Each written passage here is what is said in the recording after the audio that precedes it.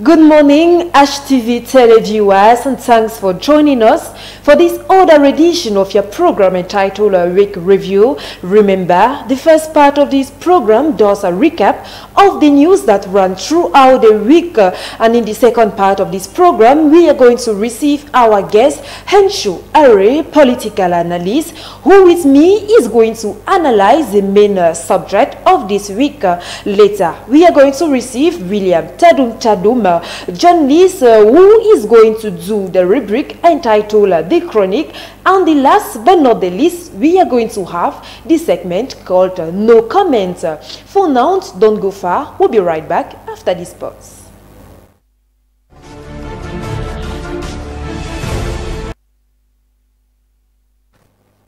Let's start this week review in politics. Cameroon celebrated the 47th Independence Day this Monday, 20th May 2019. The celebration was observed in some regions of the country where the population marched past waving high messages of unity, togetherness and cultural diversity. In Yaoundé, the march past was under the watchful eyes of the President of the Republic, His Excellency Paul Biya. The theme of this year's celebration, Unity in Diversity, a major asset of the Cameroonian people in their determined move towards emergency, suits the political, socio-political crisis context in which Cameroon finds itself. It should equally be noted that some political parties, among which the Social Democratic Front, the Cameroon People's Party, and the Cameroon Renaissance Party, did not take part in the march past for reasons best known to them. For this occasion, our reporter Claudine Meyong was present at the scene. Here is the interview. Like I just said in French, I am very satisfied with the crowd, with all the people who came out to take part on the celebration in the Soir March Pass. Thank you. Still concerning the 20th May celebration in the northwest and southwest regions of the country, there was a low turnout of students and pupils in the various parade grounds of these regions, with mainly workers of the regional delegations and military men filling the gaps. In Limbe, just like in Boya, Bamenda, Kumbar and Kumbo, there was a remarkable absence of students from private schools. Unlike previous year, the pomp and pageantry that used to accompany the 20th May celebration, the march past, was instead highly militarized. Moreover, as announced by the governor of the southwest region, Benau Kalabilai, during the first preparatory meeting ahead of the celebration, the chiefs of Boya marched past the grandstand on the May 20th with placards bearing the names of their villages, while their subject followed behind. This has never been done in the history of the 20th May celebration. Before the Minister of Communication, René Emmanuel Sadi, has refuted allegations the Cameroonian army is behind the killing of a 4-month-old baby on Monday in Moyoka, saying the barbaric act was committed by armed separatists and not security forces. This was made known in a communique released this Wednesday, May 22nd. To him, the video is a world-stage drama aimed at manipulating public opinions and once more again throw blame on the Cameroonian defense and security forces. According to the government analysis, a group of individuals armed took over the home of a former secessionist rebel who had repented. This head of the family, alerted on the eminent, hastily left his home with his wife and 2 children and could not take with him their 4-month-old child, who was later murdered.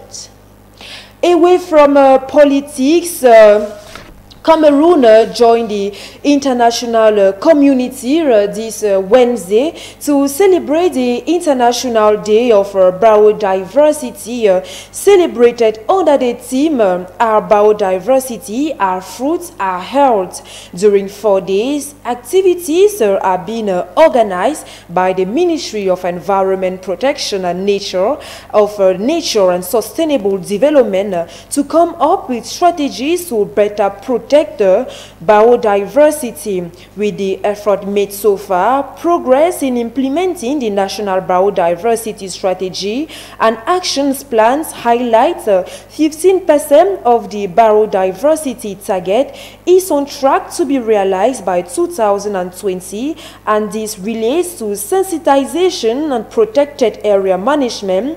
More so, there is an increase in awareness of the population on the importance of biodiversity through national and local sensitization activities on biodiversity, including annual celebrations of the International Day of Biodiversity.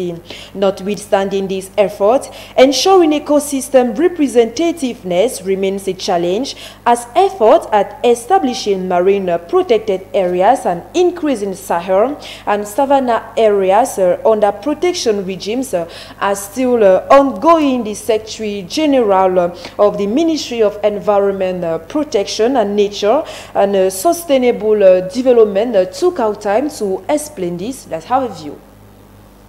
I think one of the major activities that we carried out during this period of the celebration of the International Day of Biodiversity in Cameroon was the validation of Cameroon's 6th National Report on Biodiversity. This activity enabled us to assess the extent of progress and implementation of the 20 targets that Cameroon set for itself to attain before 2020. In fact, we have been working within the National Biodiversity Strategy and Action Plan guidance and orientation to ensure that we protect our biodiversity, we ensure that it contributes to the human well-being of the people of this country. What has come out from this assessment is the fact that Cameroon has done a commendable effort. In fact, 15% we are on target to realizing the objectives we set for ourselves. On 75%, we have done exceedingly well, but we might have been too ambitious and may not attain the target by 2020, but we are on track. However, with regard to 10%, it is highly unlikely that we will attain the objectives we set for ourselves by 2020. And maybe I should emphasize that one of the major areas where we need to accelerate our effort is in terms of mainstreaming and the economic valuation of a biodiversity. To what extent do we value biodiversity? Give it an economic value such that it reflects the richness of this country within a budget and planning purposes. The paradox where Cameroon is looked upon as a poor country, yet globally we are amongst the richest in terms of biodiversity, in terms of ecosystem services. We need to change this trend.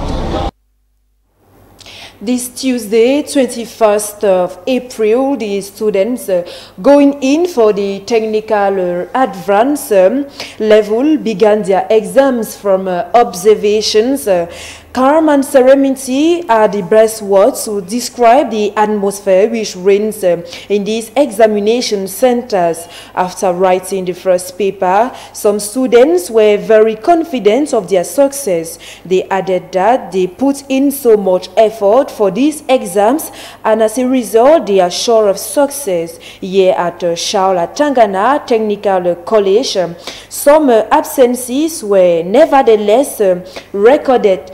Out of 235 students awaited, just 233 showed up for the technical GCE advanced level. Still in this edition of your program week review, the students of the Suivez-nous Institute received the gifts of computers offered by the head of state Paul Biya. In some 9,830 computers were given out to these students. This official ceremony of distributions of computers was presided over by the Minister of State, Minister of Higher Education, Professor Jacques Framedongo, who in his speech called on the students to properly handle these gifts. Moreover, the computers handed over will go a long way to help the students in their studies. Most students equally express satisfaction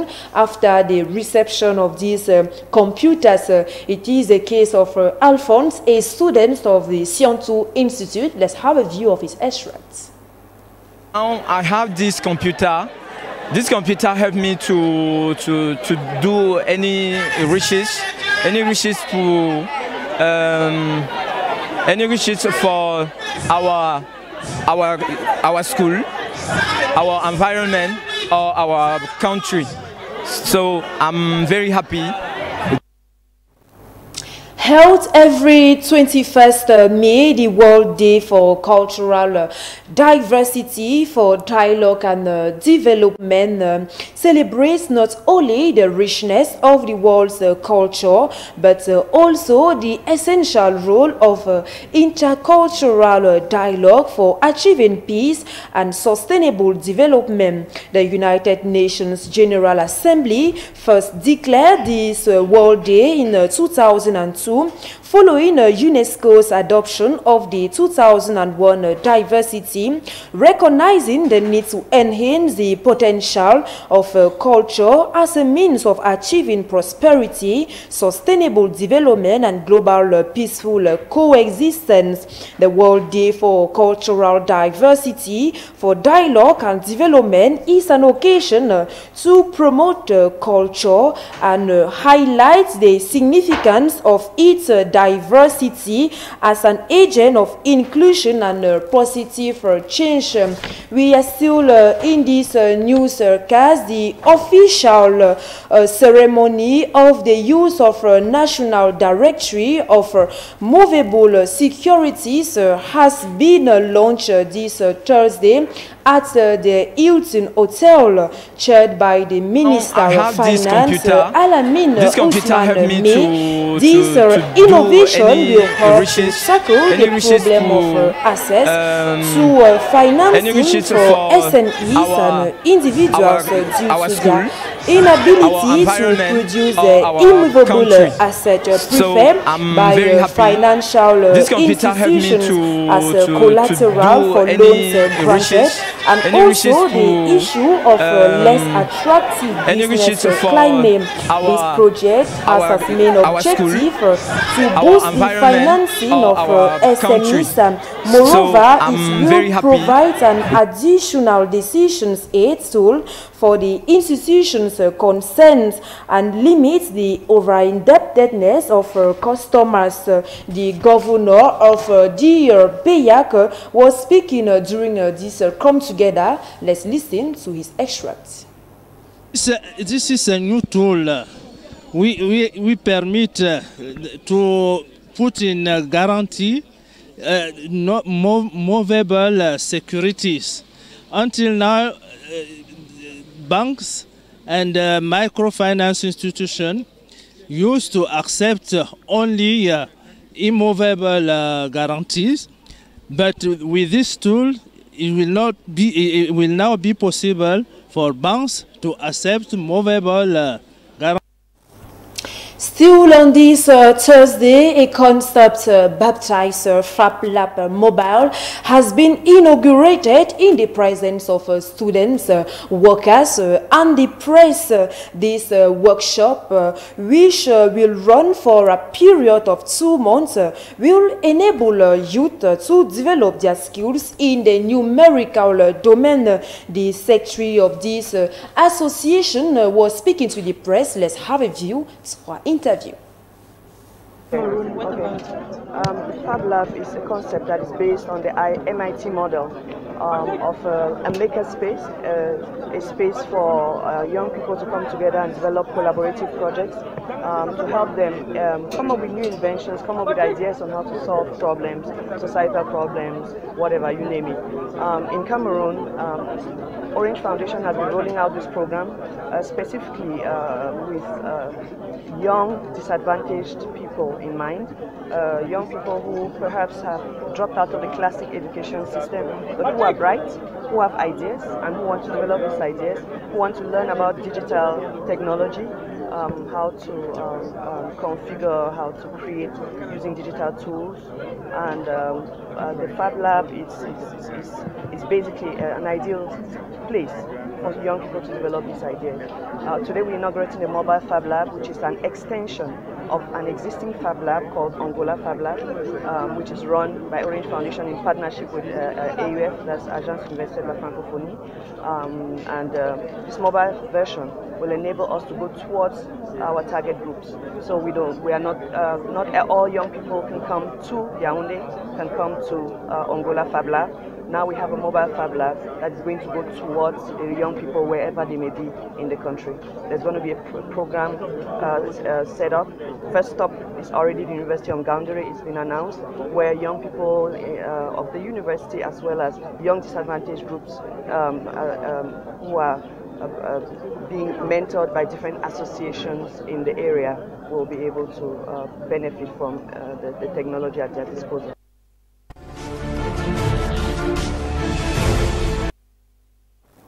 Now we move on to sports. The Cameroon women's national volleyball team are in intense preparations ahead of the 2019 Volleyball African Championship that will take place in Egypt from the 5th to the 15th of July on the site of the Indomitable Lionesses. Trainings began on the 12th of May so as to well prepare for this competition. Friendly matches are equally going to be played so as to evaluate the level of these players. The Palais Polyvalent Stadium is going to host the upcoming eliminatory matches of this competition scheduled from the 5th to the 15th of July. Meantime, preparations are ongoing.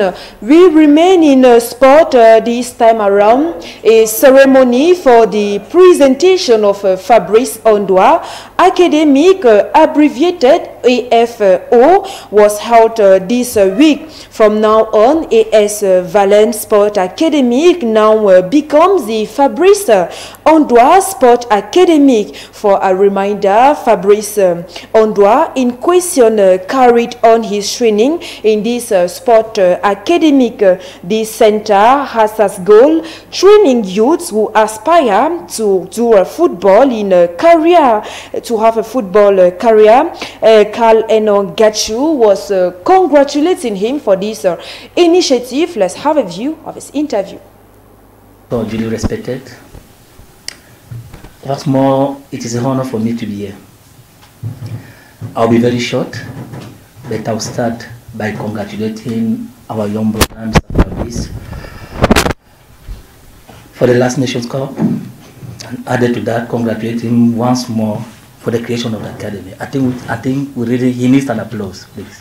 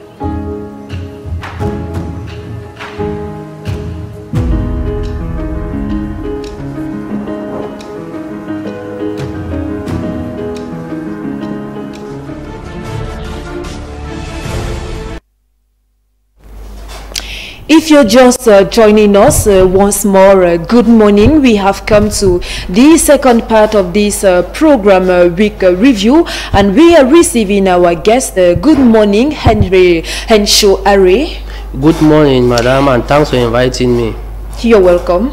The pleasure is mine. Okay, I should remind our tele-viewers that you are a political analyst, and with me we are going to talk about the celebration of the 20th May and the events that happened immediately after this celebration. So let's start with the 20th May celebration itself. What is your take? What was your take? Were you for the fact that the Anglophones were to march or not? I was for the fact that everybody should march, because marching or not marching, it wouldn't change the situation in the field. But not marching also sent a message that people are not happy with the situation going on in the English zone for the past 2 years and some months now.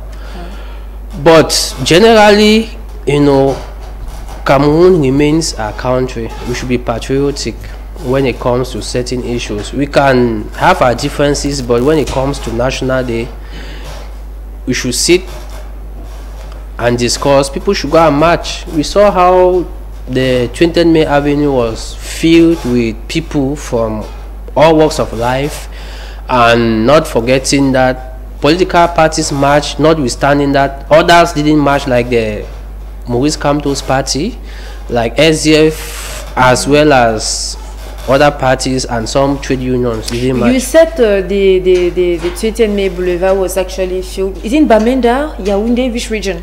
When I'm talking, we are based in Yaoundé, so Yaoundé. It is in Yaoundé that we had many people who were at the 20th May Boulevard here in Yaoundé. But all of us were aware that in the northwest region as well as in the southwest region, there was a low turnout of civilians, and the area was highly militarized, and most of the persons that marched even were these military men. What can we say? The visit of Joseph John Goutte, Prime Minister, was not a success? No, it was a success. Generally, it was a success. It was immediately, the 20th May was immediately after his visit. So I think if it was a success, there could have been enough people to march on that day. Most of the persons that presented themselves were military men and not civilians. We also had some civilians who marched. Some yes, you know, everybody cannot march. Yeah. That's a simple fact. So people are afraid of their lives, you know. They still have that stigma into their heads that if they go march, Amber boys will come and attack them. We saw in Bamenda how CPDM militants masked their faces, walk up so as not to be recognized during the march past. Yes, that's why I'm saying that is because of insecurity. They were afraid that they should not put their lives and their that of their family members. But how will the governing party, that's the CPDM, march covering your faces? The message they're actually transmitting is that there's insecurity in those regions, whereas the authorities are instead reassuring the populations that meantime security is going to be taken on. But the image, at least, that they are sending to us is that there's no security in those regions. You know, in those regions, the military people are small in their numbers as compared to the Amber boys. If the government could reinforce the security, people would have come out in their numbers. That's why people didn't go out to march. You cannot risk your life to go and march all the So you agree with me that the message of the Prime Minister was not really that, because he assured that the people are going to be secured if they go out and march. But what we notice is that the security was not that intense. As you said, the number of armaments were not many. So as a result, the people feared of their lives and they preferred to stay back at home. And I think some even decided to organize a ghost town. Nothing was going on. That's it. No, I don't think so, because we have somewhere like in Mondembandian, people had not been coming out to march, and activities were not ongoing, but we saw how they came out, they march. We saw also in places like in Tiko, people march. In Limbe, people march. The place was jammed full. It's only in Boya that traditional rulers boycotted not to go and march because the governor imposed upon them that they have to come out holding placards with their subjects behind them to march. They will solely this guy, Chief Esokaindeli, who is based in the US, who came some few days before, was at the grandstand. The others boycotted it. But talking about the traditional rulers that were actually imposed by the governor of the Southwest regions to march, can we say actually that tradition is being baffled?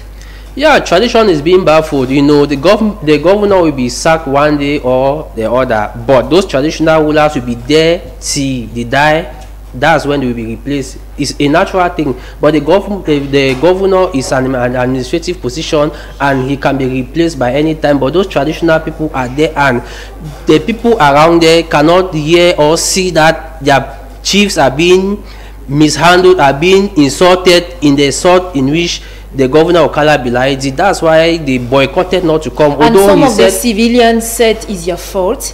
It's your fault. Why? Because normally as traditional rulers, they are not supposed to have salaries. But we noticed that from now, chiefs, traditional chiefs have a salary that they earn at the end of the month, which is not, which for them is actually still baffling the traditional rural authorities, and that's why it actually degenerated to all of these things. Traditional rulers have the right to salaries. Why? Because they are auxiliary to the government, although they are not in the government. So they need to have those things. If not, they will be corrupt by government officials when elections are being held or other land issues. So that's why they need some token in order for them to stay a little bit independent financially. And some of the population went as far as saying that even when they receive all those gifts and benefit, they don't share with the population, so they should go and match.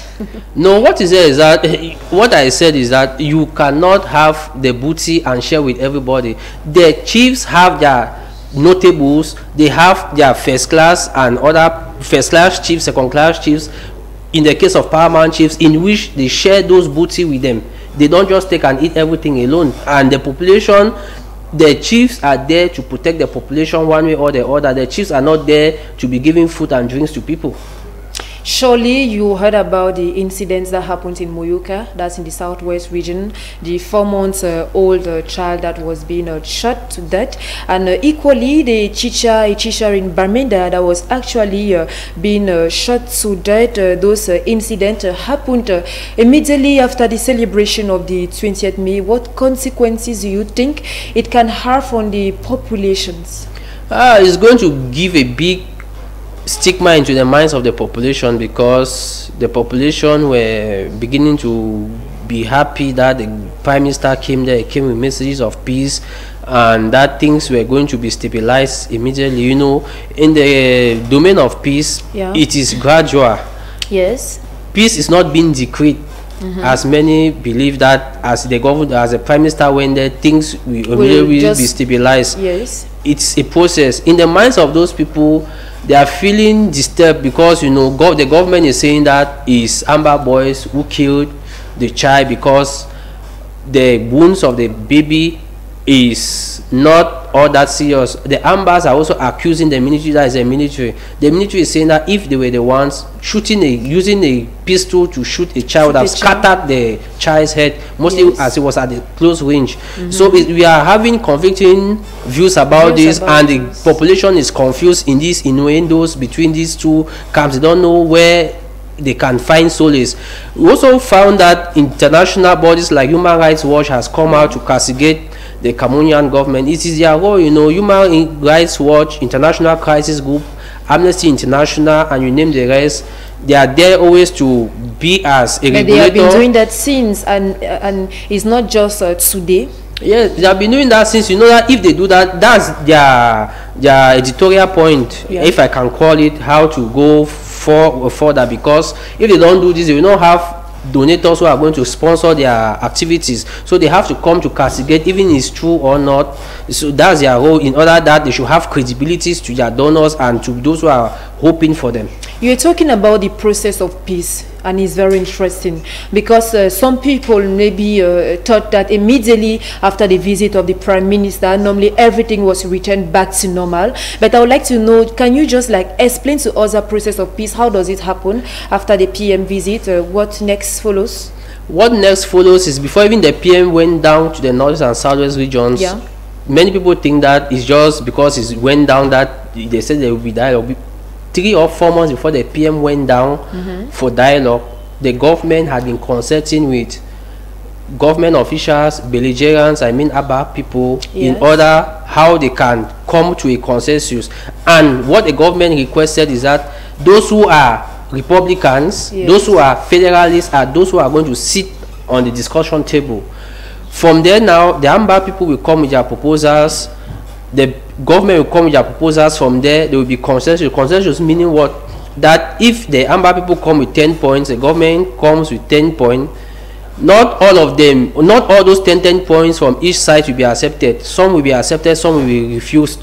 So that peace should be reinstalled in Cameroon, and this should be put in place in long term, middle term, and short term, in order that peace should be reinstated. And in order for this to happen, we need a mediator who is going to make sure that these points which were accepted are going to be implemented as accepted by both parties. And I think some persons have proposed themselves already as mediators. Yes, I heard John Funde said and Kabali, but do those people have legitimacy upon the AMBA people and the government? That's the question. We need someone who is neutral to be a mediator or a negotiator in peace process or in peace building. We don't just take any person because you had some names hated to. We need someone whom we know is neutral. Those AMBA people can listen to, and the government can also listen to. Most at times, right now, is a member of the Cameroon movement, that's Renaissance Party. Can they take a member from there to play that role? I don't think those Anglophones AMBA people will accept, because this issue they said is an Anglophone issue. They don't want someone who is from Francophone background, even someone who has gone to school, who Francophone has done English education. They don't want it. That's the thing, and that's how the lists are being constituted. But as a political analyst, when they take such decision, don't you think they're already stigmatizing even the Francophones? Because here we can say they are also being discriminated upon. I don't think, because when you hear the crisis, you call it Anglophone crisis. Meaning what is for Anglophones. When the Anglophone crisis will be resolved, is after that we Anglophones and Francophones can come and sit on the same table and discuss on national issues. But you shouldn't forget that before the Southern Cameroons joined La République, they were a country on their own. So that's why they have to treat their own case separately. And you can see that in 1961 in the Fumban conference, that's how Ahijo met with those people. It wasn't an issue of the whole of Cameroonians. So that's how it's going to be. But for me, I think since they are still joined, they are not yet separated. I think we should not be talking about Anglophone issues here or Francophone issues, and that is what most of us were actually fighting against. So if the Anglophone says they want to solve this problem of this crisis, and they don't want a mediator to be either a Francophone or even a Francophone that's schooled in the English zone, I think they were already talking about a discrimination on their own sides. There's no discrimination. They are not yet separated. The countries are still the same. It's still the same, but we have a particular issue which has to be tackled in a particular way. What if that issue takes 3 years? The head of state said, or 4, even the head of state said, we are beggars of peace. He's a beggar of peace. So whatsoever the Anglophone people will propose now to him, in order that peace should be reinstalled, he is going to accept, because we found how Commonwealth people came here. Today, the head of Francophonie has entered today from the invitation of the head of state. We saw how ambassadors have been coming here and there. The head of state has pressure on him, so what he needs is peace. And when those people tell him that they don't want Francophones to be involved into their things, is going to accept. What he needs is peace. But we know about some of these crises in other countries that lasted even for 10 years. Yes. So if this crisis, let's assume it lasts for 10 years, are we going to be separated for 10 years? Are we going to say Francophones are going to handle their issues on their own, Anglophones are going to handle their issues on their own? What about the economic aspect of the country? What about all these things? How is it going to go on? Because it's not favoring our country in general. What is there is that the main issue now is the Anglophone, 2 Anglophone regions, meaning the northwest and the southwest regions.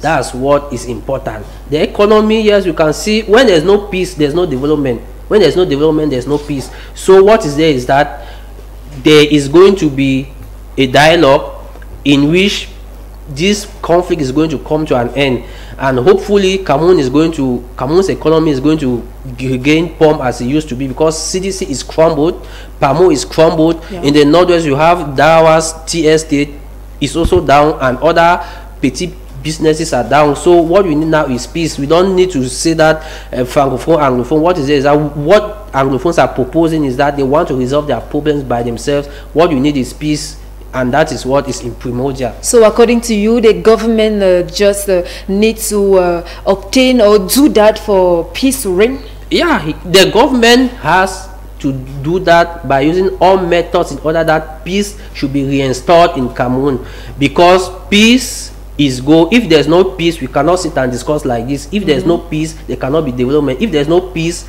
we cannot move freely. So peace is ultimate. From an overview, generally talking, the 20th May celebration, was it a success in Cameroon? I can say that it was a success in Cameroon. Why? Because like the head of state once said, quand il y a un des respect le Cameroun vit. So we saw it at the 20th May Avenue and even in the Unity Palace, how people were coming, we were there, even diplomats who were also there and the rest. So to me it was a success. In Littoral there was a success. Out of 10 regions, if out of 10 regions, if 2 regions the celebrations were maybe 30-40%, then the other regions it was 100%. It was a great success in general. It was a great success in general. Yes. So those were the views of our political analyst Henshaw Arrey, who took out his time to come and argue or analyze with me this main subject that actually marked this week. Thanks for coming. My pleasure. Okay, thank you once more. We are going to follow up this second part of our program with our segment entitled The Chronic, that rebuke that goes deeply on analyze certain fact. So in a moment we are going to receive William Tadum, who is already here with us. Good morning, William. Good morning, Imelda. How do you do? I'm very fine. And actually I can feel that you're very okay. Okay. So what are we going to talk today in the chronic? We're going to talk about youth addiction to alcohol, Cameroon in danger. Wow. Youth addiction to alcohol. Cameroon is in danger. Let's have a listen. Okay, addiction to alcohol is a fact. We have seen it with the issue of Okola, and that is why we choose to talk about this question this morning.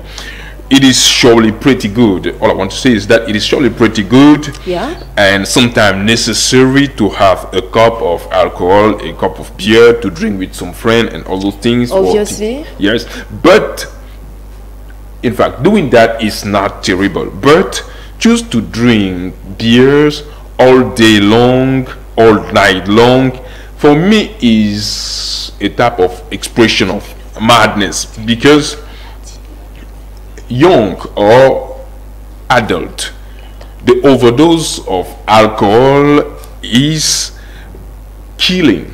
When you used to be in overdose of alcohol, you are killing the capability of your man to think efficiently. And no one in this country, I suppose that no one in this country ignore the fact that all of us, we need to give all we have in our mind. We need to be creative. We need to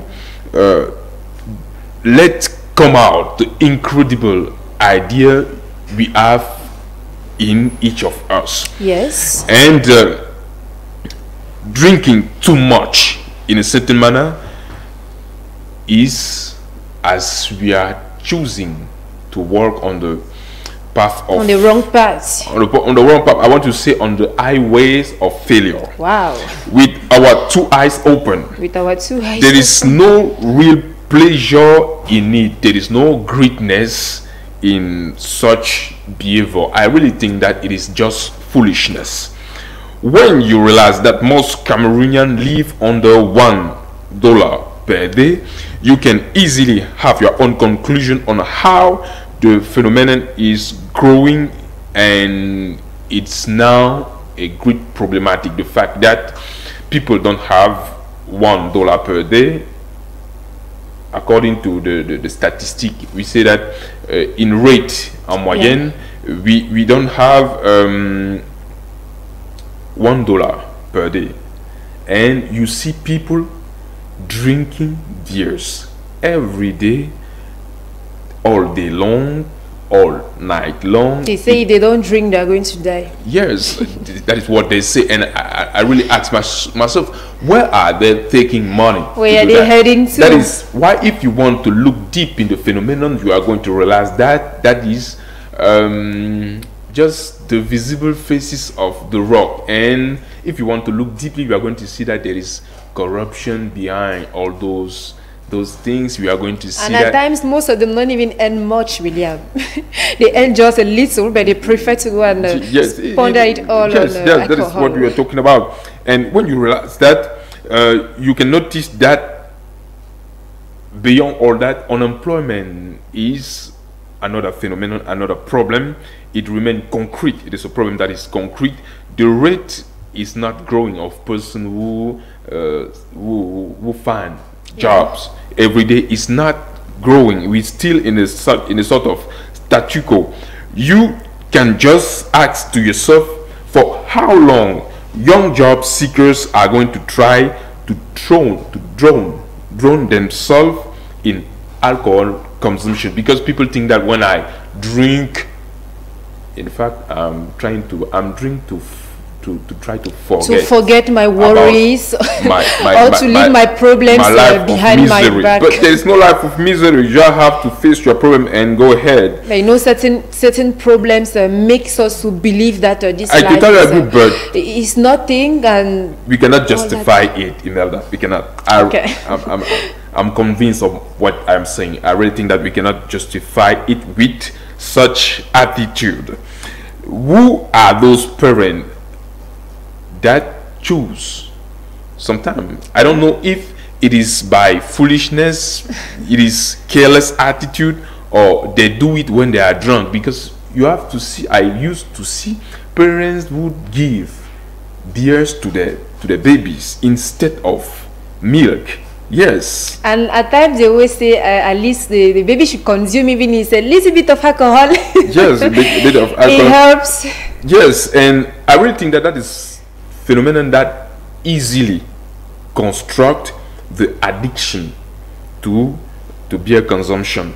Yeah. Why do you think that there is, in fact, many people think that there is no effect doing that, but with the time we used to see that there is even a minor effect, but there is effect. We don't have to neglect, because there is consequences coming after. We used to see also parents who choose to send their little children to buy drinks in the bars, and it's forbidden by the Cameroon law. Yes, it is forbidden, but it's forbidden by the Cameroon law. We don't even send a young child, especially when the child have not reached a certain age. It is not even. And what they forget is that when they send the children to buy beers for them, at a certain time, even if they remain minor, they used to go and buy the beers for themselves. Those parents who used to drink beers with children around, smelling the odors and curiosity.